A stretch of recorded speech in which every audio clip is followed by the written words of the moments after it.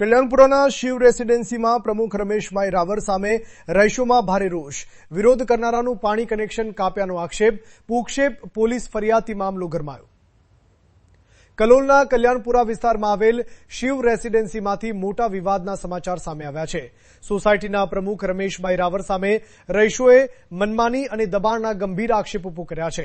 રહીશોના જણાવ્યા મુજબ તેઓ નિયમિત રીતે કલોલ નગરપાલિકામાં પાણી વેરો, ગટર વેરો સહિતના તમામ વેરા ભરી રહ્યા છે. તેમ છતાં મેન્ટેનન્સના બહાને પાણી જેવી મૂળભૂત સુવિધા પર મનમાની કરવામાં આવી રહી હોવાનો આક્ષેપ છે. સ્થાનિકોના જણાવ્યા પ્રમાણે જે રહેવાસીએ આ મુદ્દે વિરોધ કર્યો હતો તેનું પાણીનું કનેક્શન કાપી નાખવામાં આવ્યું હોવાનો ગંભીર આક્ષેપ સામે આવ્યો છે, જેને કારણે સોસાયટીમાં ભારે રોષ અને ભયનો માહોલ સર્જાયો છે.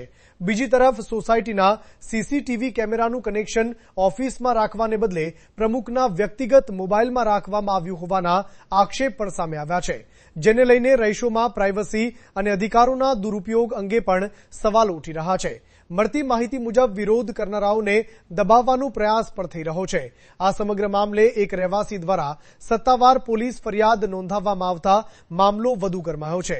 હવે રહીશોની એક જ માંગ, તંત્ર તાત્કાલિક તપાસ કરે અને જવાબદાર સામે કડક કાર્યવાહી કરે. પ્રકોપ ન્યૂઝ, કલોલ જનતાનો અવાજ, સત્યની સાથે.